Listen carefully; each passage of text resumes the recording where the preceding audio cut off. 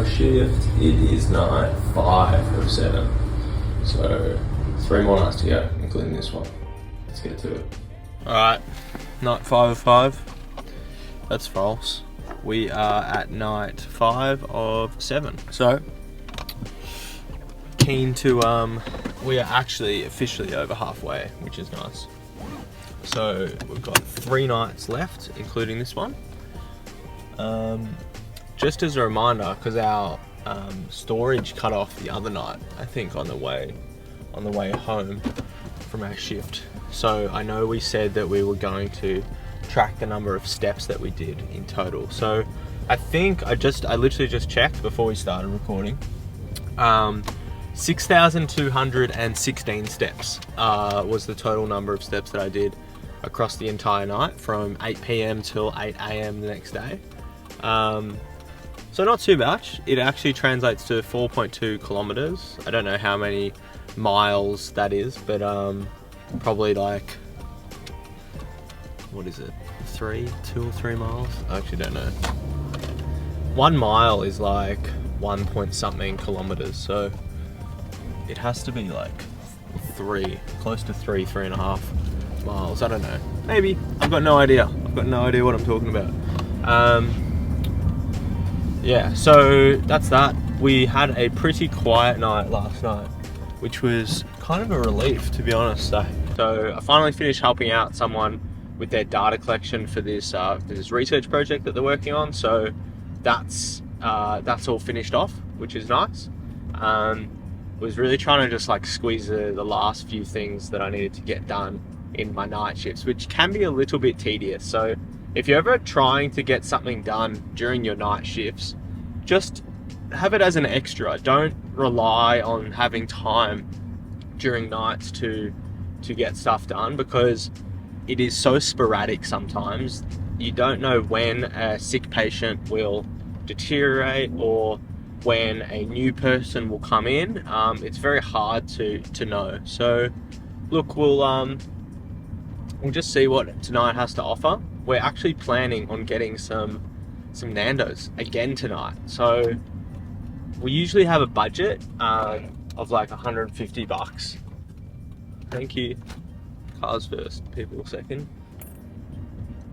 Actually, the first time I've used this little keep cup in a while. I really like these little things, but they tend to leak slightly. So I'm always a little bit apprehensive of driving with a keep cup or drinking with a keep cup when I'm in uniform, because I don't really want to have to change it. So I've always wondered what those Frank Green cups are like for drinking coffee or hot drinks on the go. They seem to be a little bit more stable with the screw top lid.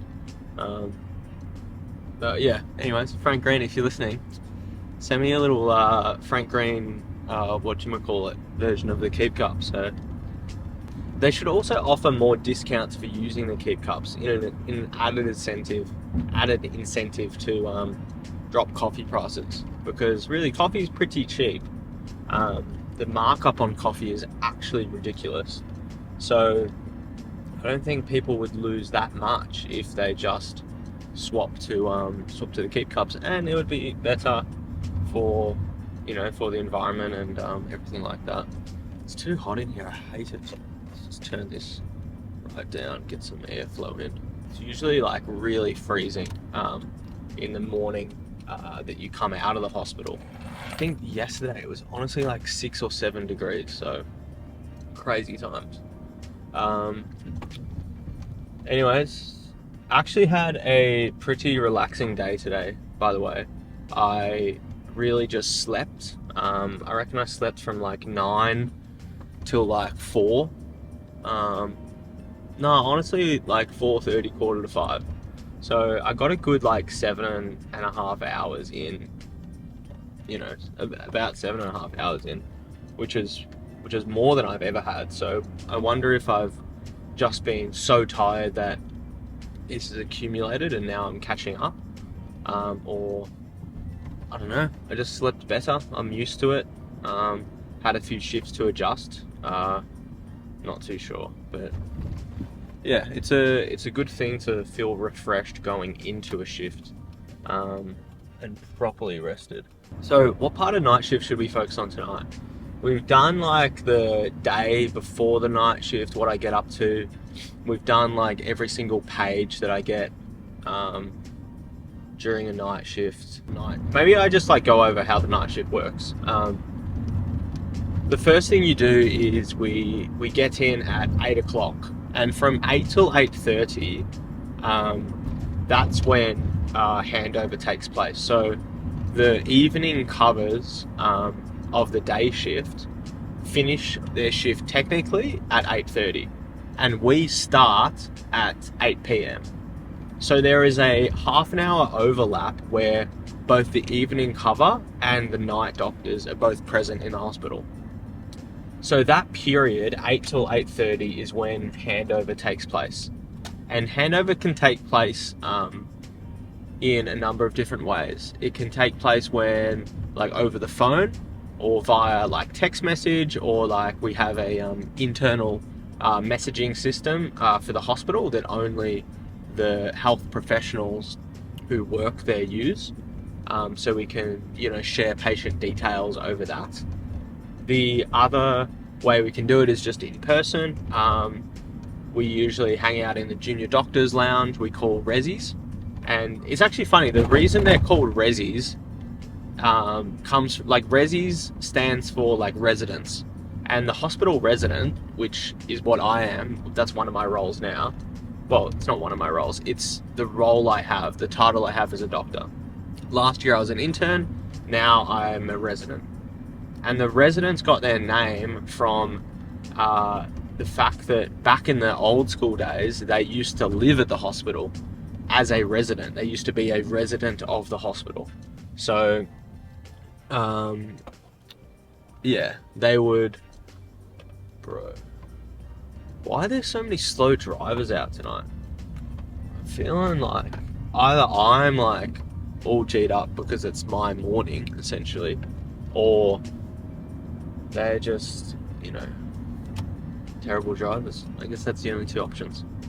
But yeah, that's the reason they were called residents in the first place. So the resis was like the space where the residents would sleep. It would be their quarters, their living area. How the resis setup looks like is essentially there's a common room where there's a kitchen, there's like a couch and a TV and some tables. There's a few computers, and there's also a separate space where we have bedrooms, and there's like bathrooms and showers and all those facilities, because if people are staying overnight, it's important to give them the facilities to be able to sleep, like a bed and a room and a quiet area. So yeah, essentially there's a few rooms. I don't really like sleeping overnight because I'd rather sleep during the day. So if I have to do stuff overnight, then I'm not tired. So I've actually gotten much better since starting night shifts of staying up and being energetic the whole night through. And I feel like that's partly because you adjust your circadian rhythm to be awake at this hour and then just sleep during the day. So because your daytime for me should be the night shift. It should be when I'm sleeping. So I shouldn't try to do stuff during the day or try to do that much. Anyways, that's enough of me rambling. I'm gonna get a handover. We'll see if there's many jobs that we need to do right away. But hopefully not too much. We'll just have to see what it is. And yeah, I usually get handovers from two different people, because my role as a general surgery resident overnight covers both general surgery. So at our hospital, we have a few different types of general surgery, like endocrine surgery. So they're all like thyroids and like adrenalectomies and all those like parathyroid operations. And then colorectal surgery includes like the the bowel operations, and then what else is there? Yeah, there's like upper GI, so like the upper gastrointestinal tract. Colorectal and upper GI sort of split halfway, and one of them focuses on the lower end of the intestines, and one of them focuses on the upper end of the intestines and the upper abdominal organs as well, like the liver and the pancreas and the stomach. So anyways, yeah, that's enough for me rambling. So I'm gonna get a handover. The other teams I cover overnight are thoracics, so like chest wall surgery, and vascular surgery, so like blood vessel surgery. Anyways, that's it. I'll catch you guys later on, give you an update of how it's going.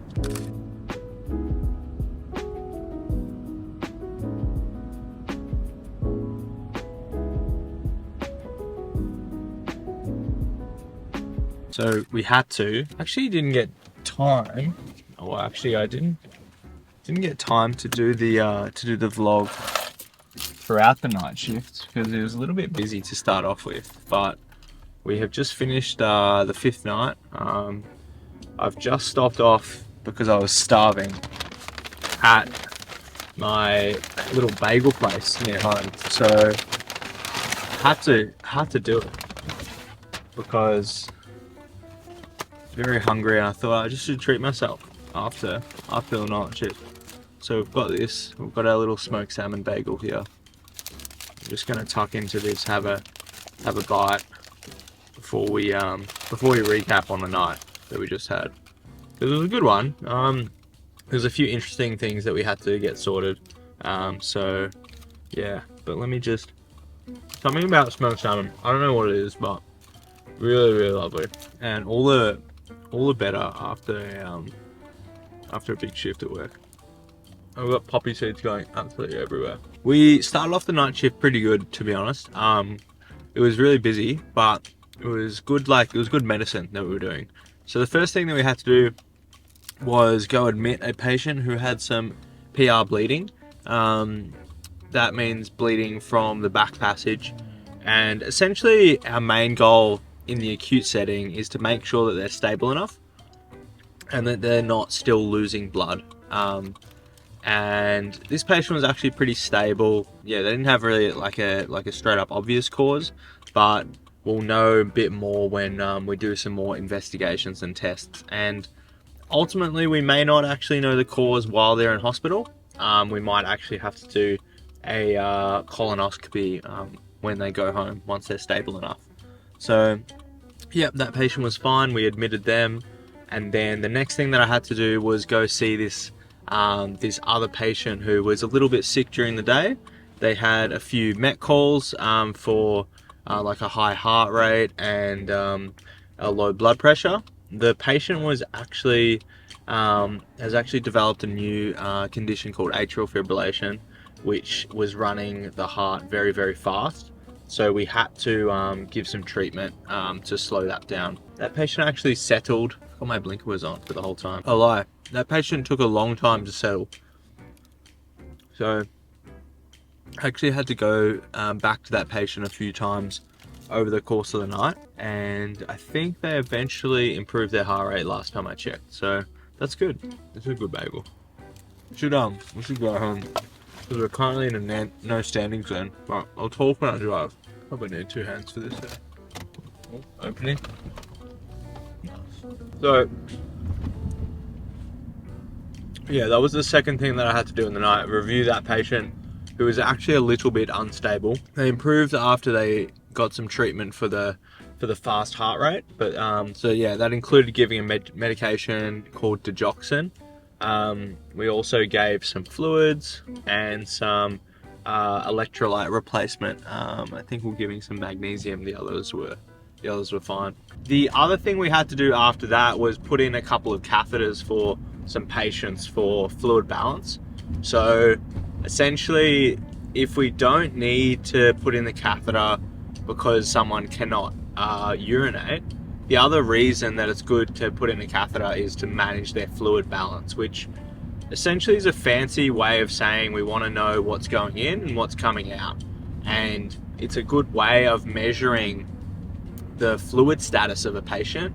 If they're dry, if they haven't got enough fluid, or if they are overloaded, they've got too much fluid.